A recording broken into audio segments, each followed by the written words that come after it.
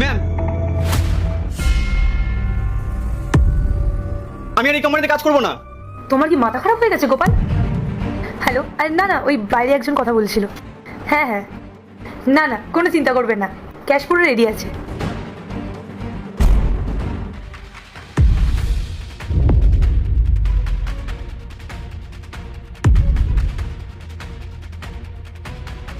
আসুন না, আপনাদের যখনই সময় হয় তখনই আসুন। ম্যাম,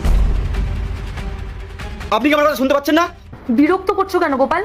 ম্যাডাম, আমি আর এই কোম্পানিতে কাজ করবো না। আমি এখন এখান থেকে চলে যাবো। এত মাথা খারাপ করছো কেন? যাও না। হ্যাঁ, চলে যাচ্ছি। হ্যালো, হ্যাঁ, I am so sorry sir, don't worry, আমি ক্যাশই দেবো। Okay sir.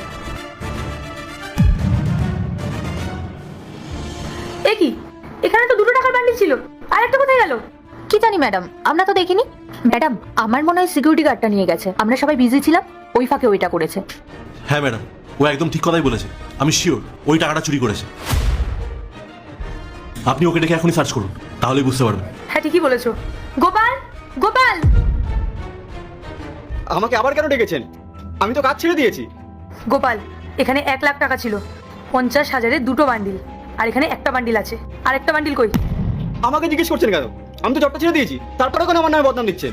প্লিজ তুমি টাকাটা ফেরত দিয়ে দাও, এমনিতেই কোম্পানি অনেক লসে চলছে, আর এখন যদি এই ডিলটাও ক্যান্সেল হয়েছে তাহলে আমাদের অনেক বড় বিপদ হয়ে যাবে।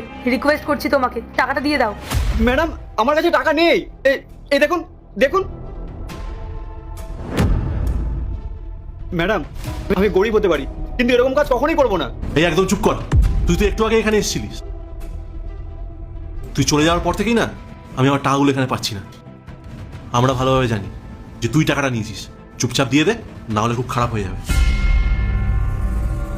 ম্যাডাম, এইসব গরিব মানুষেরা না এরকমই হয়, যেই একসাথে এতগুলো টাকা রেখেছে সেই টাকাগুলো নিয়ে নিয়েছে। ভেবেছে কি বলুন তো, আমি তো এত স্যালারি পাই না, এই টাকাগুলো আমার কাছে থাকলে বেশ কিছুদিন আরাম করে কাটানো যাবে। ম্যাডাম, আমি গরিব বলে আমাকে এরকম ভাবে অপমান করবেন না। আমি যদি সত্যিটা বলি তাহলে কিন্তু আপনাদের দুজনকে ম্যাডামের কাছে ক্ষমা চাইতে হবে। গোপাল, এসব হচ্ছে নাকি? আমি এত কথা শুনতে চাই না, তুমি তাড়াতাড়ি টাকাটা দাও আর যাও এখান থেকে। ম্যাডাম, আমার কাছে টাকা নেই, আমি কোথা থেকে টাকা দেবো? আপনার যদি চেক করা হয় তাহলে করুন। ম্যাডাম, ওনারা ইচ্ছে করে আমাকে দোষ দিচ্ছে, আপনি জানেন না ওনাদের আসল রূপটা। ম্যাডাম, ও মিথ্যে কথা বলছে। আপনি একবার আমাকে পারমিশন দিন, তারপর ওকে আমি দেখাচ্ছি। ঠিক আছে ম্যাডাম, আমাকে চেক করুন, তবে আমার একটা শর্ত আছে। আমাকে যদি চেক করা হয় তাহলে এই ম্যাডামের ব্যাগও চেক করা হবে, কারণ আমি একটু আগে এখানে আসলাম আর ওনারা দুজন তো অনেকক্ষণ ধরে বসে আছেন, তাহলে ওনারাও তো চুরিটা করতে পারেন। এই, তুই কি ভেবেছিস এই টাকাটা আমরা নিয়েছি? শোন,